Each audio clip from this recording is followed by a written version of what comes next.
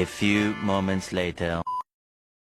Halo, assalamualaikum. Perkenalkan, saya Hibatul Afwa dari kelas A2 Program Studi Akidah dan Filsafat Islam. Di sini saya akan sedikit menjelaskan mengenai sejarah, pemikiran, dan sufisme Syekh Yusuf Al-Makassari. Selamat menonton. Biografi Syekh Yusuf Al-Makassari. Syekh Yusuf Al-Makassari ini merupakan seorang tokoh tasawuf dari Makassar. Beliau ini mempunyai pengaruh yang sangat besar dan berperan penting dalam pengembangan dakwah Islam, khususnya di daerah Sulawesi Selatan. Syekh Yusuf Al-Makassari ini lahir di Goa, Sulawesi Selatan pada tanggal 3 Juli 1627 Masehi atau bertepatan pada 8 Syawal 1036 Hijriah. Dan Syekh Yusuf Al-Makassari ini dikabarkan wafat pada 23 Mei 1699 di Cape Town, Afrika Selatan, dan pada usia yang sekitar 73 tahun. Syekh Yusuf Al-Makassari ini mempunyai banyak petilasan. Beliau dikabarkan meninggal di Afrika Selatan, namun di tahun ke-6 atau 6 tahun kemudian jenazah Syekh Yusuf Al-Makassari ini dipindahkan dan dikuburkan di tempat asalnya, yaitu di Goa, Makassar. Syekh Yusuf Al-Makassari ini juga dikenal dengan sebutan Asy-Syaikh Al-Hajj Yusuf Abu Mahasin Hadiyatullah Tah Al-Khalawati Al-Makassari. Sedangkan jika di kotanya, beliau ini dikenal dengan sebutan tuannya Salamaka Goa atau guru kami yang agung dari Goa. Latar belakang keilmuan Syekh Yusuf Al-Makassari. Syekh Yusuf Al-Makassari sudah memulai perjalanan keilmuannya sejak beliau masih kecil. Di usianya saat masih remaja, beliau sudah menampilkan ketertarikannya pada ilmu pengetahuan, khususnya pada bidang keislaman. Dan dari pemahamannya mengenai ilmu dasar tersebut, beliau mampu mempelajari kitab-kitab seperti fikih, tafsir hadis, dan juga tasawuf. Namun, dari sekian dasar ilmu keislaman yang sudah dipelajarinya, beliau lebih tertarik dengan ilmu tasawuf. Dan hal tersebut juga didorong oleh awal masuknya Islam di Sulawesi Selatan yang pada saat itu masih bercorak mistik. Dan oleh karena itu, beliau lebih banyak menghabiskan waktu untuk mendalami tasawuf dan juga aliran-aliran tarekat. Syekh Yusuf Al-Makassari mencari ilmu bukan hanya pada satu tempat, tetapi beliau berpindah-pindah dari satu tempat ke tempat yang lainnya. Adapun perjalanan Syekh Yusuf Al-Makassari dalam mencari ilmu adalah sebagai berikut.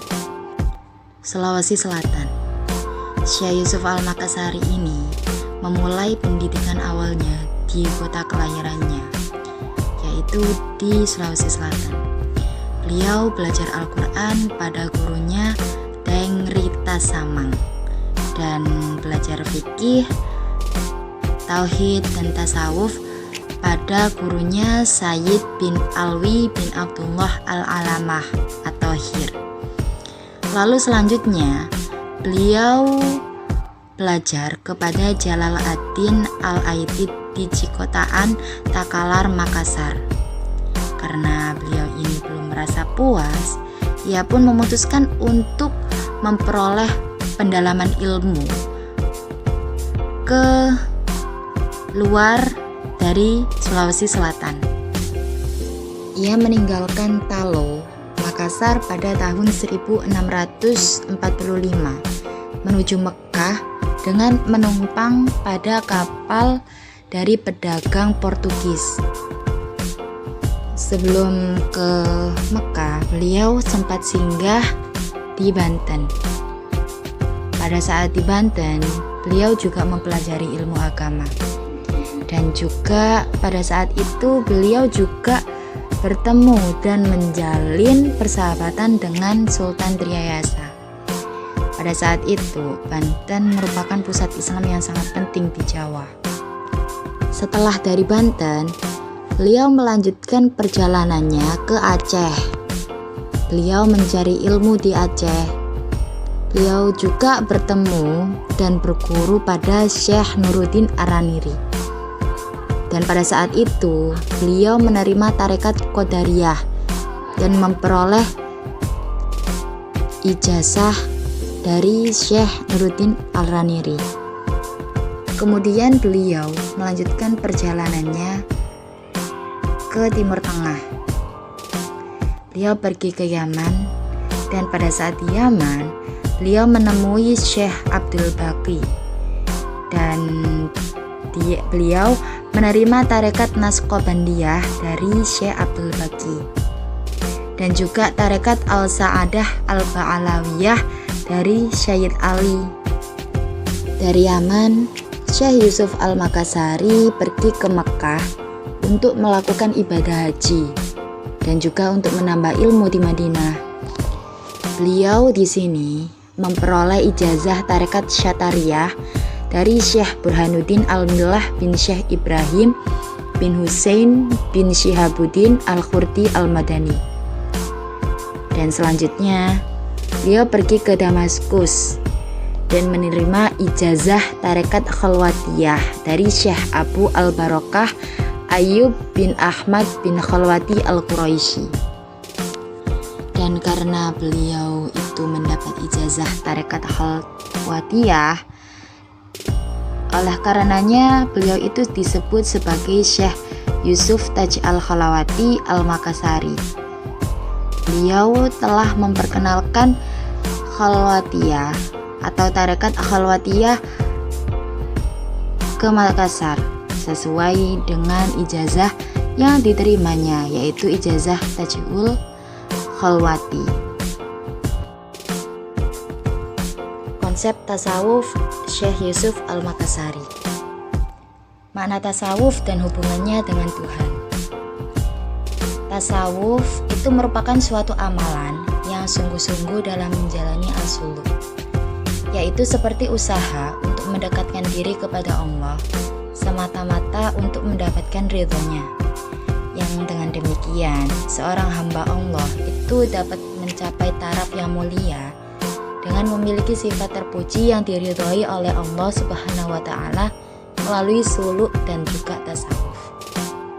Dalam upaya untuk menjalankan pengajaran dan dakwah Islam melalui tasawuf, Syekh Yusuf selalu mengkaitkannya dengan akidah Islamiyah.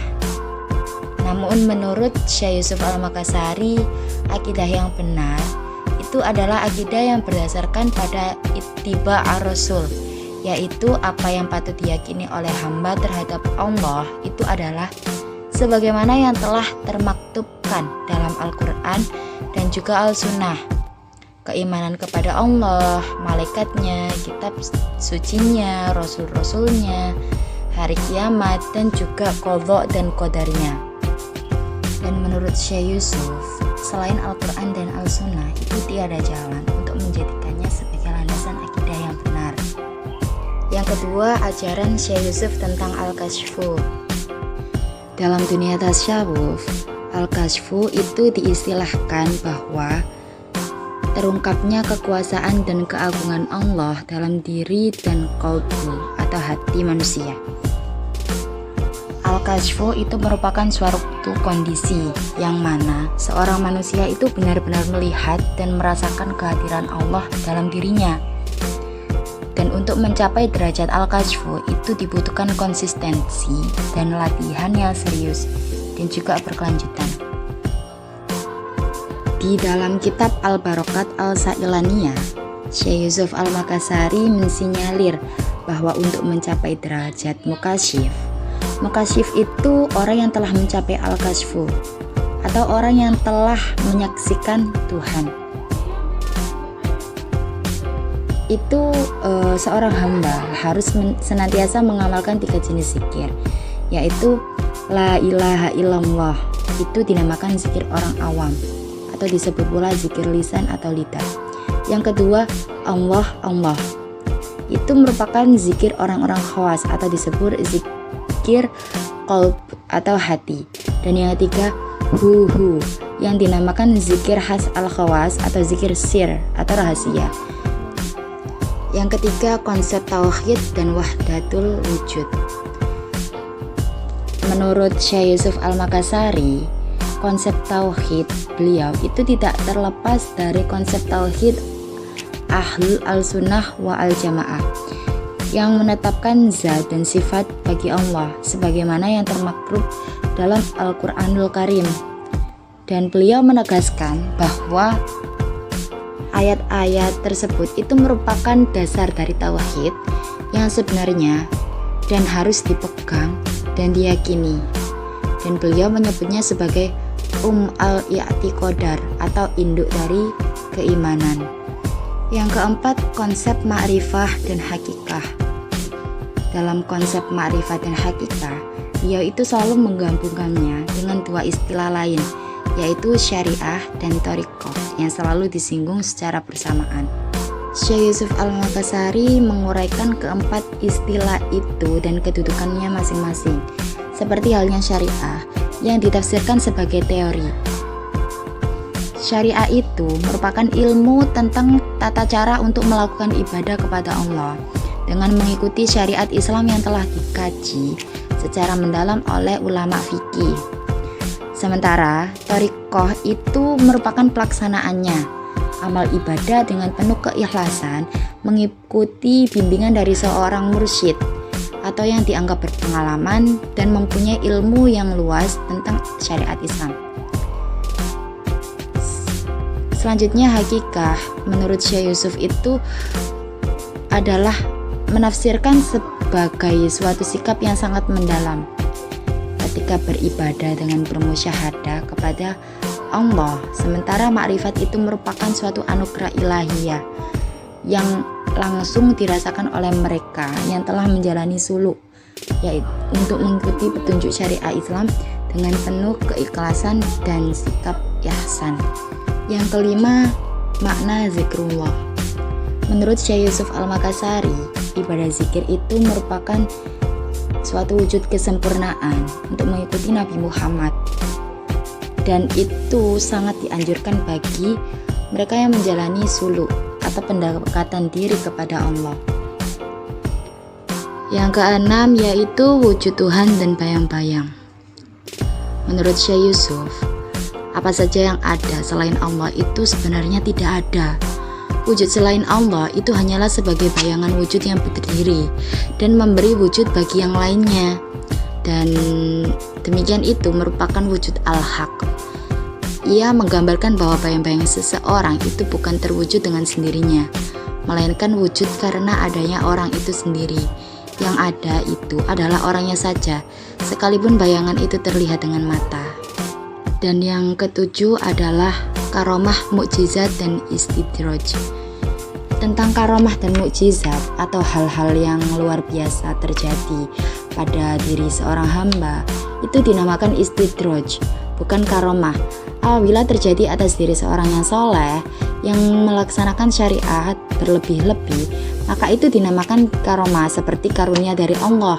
Dan bila terjadi atas diri seorang nabi, itu dinamakan mukjizat. Tapi bila terjadi sebelum masa kenabian, itu dinamakan irhas. Dan yang terakhir adalah al-insan al-kamil. Manusia menurut Syekh Yusuf Al-Makassari itu adalah manusia yang mengenal Allah dan sampai ke makom makrifat, bukan manusia biasa atau binatang yang berbentuk manusia. Manusia yang sempurna itulah yang dipilih oleh Tuhan untuk menampakkan dirinya, lalu diberikannya berbagai macam sifatnya kepada manusia tersebut.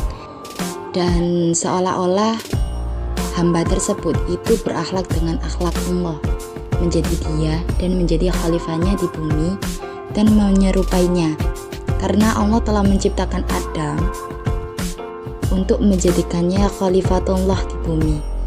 Manusia seperti inilah yang menjadi rahasianya. Dan ini merupakan tambahan karya-karya Syekh Yusuf Al-Makassari.